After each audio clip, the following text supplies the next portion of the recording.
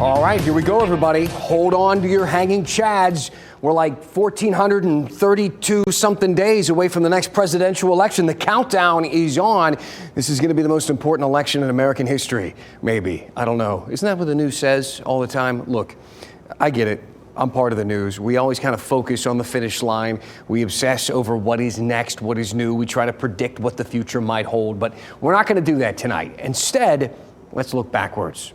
Oftentimes, history can teach us a lot more about what might be ahead, even if that history is briefly new, just about a month ago. It's been 30 days now since Donald Trump defeated Kamala Harris, and we're getting a better look at exactly how that happened, the things we didn't expect, and the things we probably could have predicted.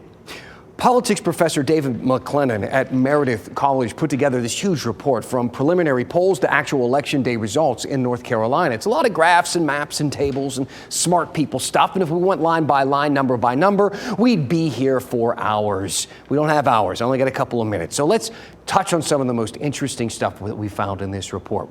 One of them has to do with voter turnout, especially after Helene devastated western North Carolina. Everybody was really worried about our neighbors to the west, worried that they would lose their chance to vote after all the devastation there. But it turns out that really wasn't the case. Turnout was really high in the mountains. Check out the counties there shaded in orange on the map. Most of our western counties saw more than 70% of registered voters cast a ballot, some of the highest rates in the entire state. Those counties shaded, though, in blue had the lowest turnout in the state. So this includes Cumberland, Robeson, Edgecombe, and Pitt County, some of the most diverse counties, we should say, in North Carolina. So why did the West have higher turnout than the East? I don't know.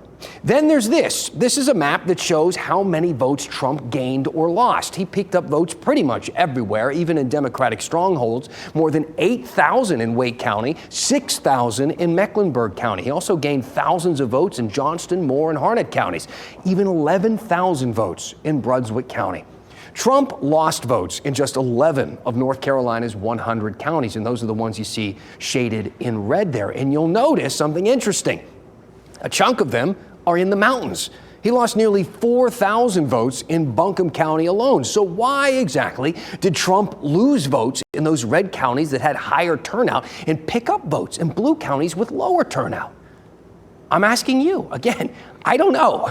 It's pretty interesting stuff, though, right? I mean, it's compelling to consider these ideas. I mean, who could have predicted that? All the polls said that this race was going to be razor tight, whatever that means. Were the polls wrong again? Well, it depends on the poll and which question it's asking. You see, who's going to win? That question kind of isn't the right question. But there are at least two others we've learned that are pretty much like a crystal ball. First, is the country going in the right direction? Now, going back to 1980, no matter who the president is, the majority always says no. They never think it's going in the right direction. But if around 40% says yes, the incumbent will keep their job. So check this out. In 1984, 47% said that the country was on the right track, and Reagan won re-election. 96, it was 39%. Bill Clinton won re-election. In 2004 and 2012, around 40% said, yep, the country's on the right path, and Bush and Obama both got re-elected. But look what happens when the public feels sour, when that right track number is closer to 20%. Carter lost to Reagan, Bush lost to Clinton, Trump lost to Biden. An NBC News poll from September showed 28% of people thought the country was going in the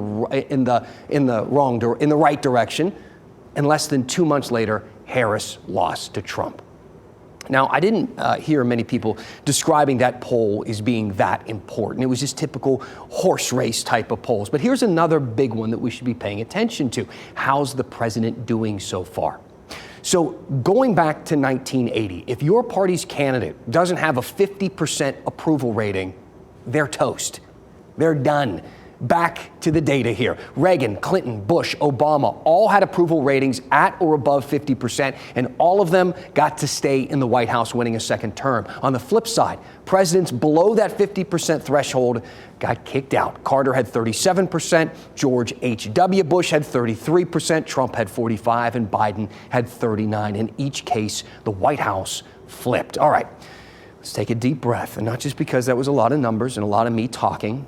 Inhaling and exhaling, taking a pause, a moment to reflect is important.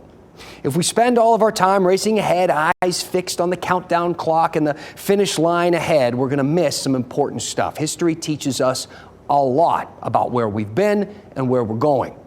Right now, a whole lot of people are trying to paint a picture of why 2024 and that election went the way it did. But paintings, the good ones anyway, they can take a while. It took us 30 days to figure out everything that we discussed tonight. Who knows what we'll learn in the next 1,400. Let me know what you think. Send me an email, dan@WRAL.com. What else do you want to know about that 2024 election? Or are you like, Dan, enough's enough. We're done hearing about it. What else is the news missing on any topic? What subjects need a deeper conversation? Send me an email. Tell me what is on your mind, and we'll go in depth.